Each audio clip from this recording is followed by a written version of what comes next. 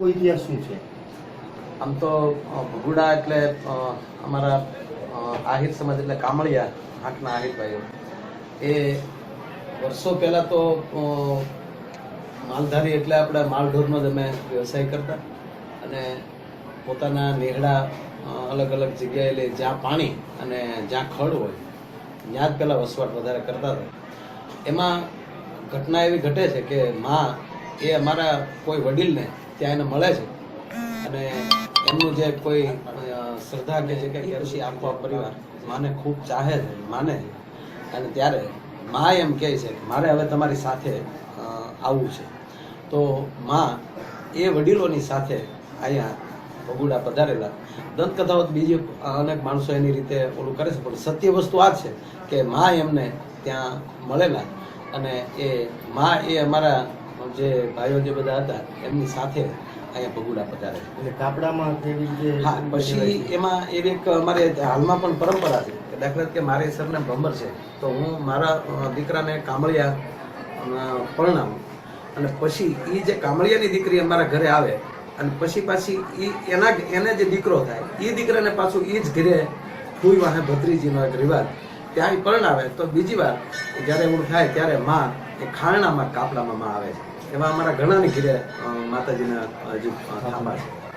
માયાભાઈ, અત્યારે ભગુડા ધીરે ધીરે માતાજીનું ખૂબ જ મોટું લોકોનું આસ્થાનું કેન્દ્ર બની રહ્યું છે. એનું શું કારણ છે? એનું કારણ એ કે અત્યારે 21મી સદી અત્યારે માણસ એ એક સમય હતો, હા કોઈ એવું કહેતા માની લેતા. આજનો યુવાન કે આજનો માણસ, હું નથી માનતો કે કોઈ વ્યક્તિ કોઈને હથેળીમાં ચાંદ દેખાડી દે તો સ્વીકારી લે.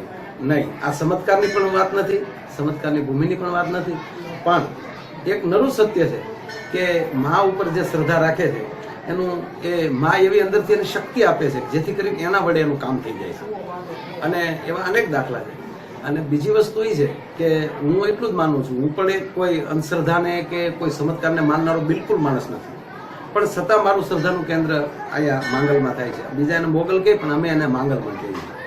એટલે મતલબ એ જ છે મારો કહેવાનો કે અમારું પણ એક શ્રદ્ધાનું કેન્દ્ર બન્યું. એથી વધારે હું એ કહેવા માંગુ છું કે આ આખા વિસ્તારમાંથી જ્યારથી અહીંયા મા પધાર્યા છે, આ તો ઘણા વર્ષો પહેલા આવેલા, પણ આ વિસ્તારમાં કોઈથી કોઈની ચોરી નથી થઈ અથવા તો કોઈએ ચોરી લીધું હોય અને કોઈએ, અમે તો ના જ પાડીએ, અમારા પરિવારને ના પાડીએ કોઈથી માતાજીને આવું કામ કે એના વિશે આપણે માનતા ન કરવી, પણ જેના 20 કે 50 વર્ષ પહેલા ચોરી થઈ હોય એ માણસને અંતે સ્વીકારીને અહીંયા આવીને એ વસ્તુ પણ આપે. જે પરિવારની વસ્તુ હોય એ પરિવારને બોલાવે કે ભાઈ મેં તારું એટલા વર્ષ પહેલા મેં ચોર્યું છું, એ વસ્તુ આ હું તને આપું છું, તે જે કાંઈ માનતા કરી હાલ આપણે સાથે આવી અને માતાજીની લાપસી કરીએ. એમ એક સમાજને આમાં એક મોટો અમને રાહ એક બીજો મળ્યો કે એક લક્ષણો જે હતા એ માણસના ગયા, ચોરી કરતો માણસ બંધ થયો અને એક શ્રદ્ધાનો એક મોટી શક્તિ મળે. અને આ ખુશું નથી પણ છતાં હું કહું કે આ મોગલ, આ માંગલ શબ્દ છે એ પણ આદિ શબ્દ, જેવી રીતે આદિ આવડ એ પછી ઘણી આવડમાં થઈ, પણ આદિ શબ્દ કારણ કે મેં વિદ્વાનો પાસે, વડીલો પાસે અને મહાભારતમાં પણ આ શબ્દનો ઉપયોગ છે કે ભગવાન કૃષ્ણએ જ્યારે દ્રૌપદીને પાંડવોને બધા બેઠેલા અને ભીમસેને છે મજાક કરી અને મજાક કરી ત્યારે કીધું કૃષ્ણએ કે ભીમસેન તું આને શું સમજે છે, તારા ઘરમાં છે એટલે. અને આ પૂર્ણિમાને રાત્રિએ અડધીક રાત્રે એમાં સરોવરનું પણ નામ છે કે તું એ સરોવરમાં જાય અને ત્યાં સ્નાન કરવા માટે રાતે 12 વાગે દ્રૌપદી પધારશે અને ત્યારે એનું વિકરાળ રૂપ ધારણ થાય ત્યારે તારે માગવાનું એટલું છે 5 પાંડવ, માતા કુંતા, 6ઠ્ઠો નારાયણ, તારા ખપ્પર 12. પ્રચલિત મહાભારતનું પુરાવા છે. અને ત્યારે તને ખબર પડશે કે આ તારા ઘરમાં છે એ કોણ છે.